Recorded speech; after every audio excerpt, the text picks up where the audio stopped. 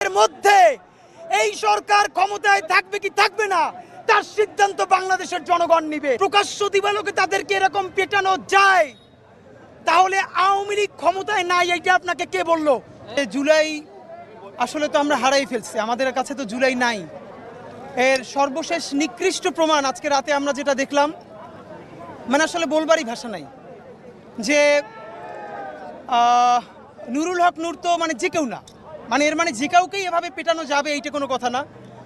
আমরা সবাই বারবার নুরুল হক নূরের ভিডিওটা দেখছি, কিন্তু এইখানের ইমার্জেন্সিতে ইসলামী ব্যাংক হসপিটাল কাকরাইলে অন্তত 50 জনের অধিক প্রচণ্ড অসুস্থতায় প্রকাশ্য দিবালোকে মিডিয়ার সামনে একটা রাজনৈতিক দলের প্রধানকে এভাবে পেটানোই শুধু যায় না, একটা হলো on the spot of the movement আপনি সিচুয়েশন কন্ট্রোল করবার জন্য ধস্তাধস্তি করেছেন, আর একটা হলো কতটা ক্ষোভ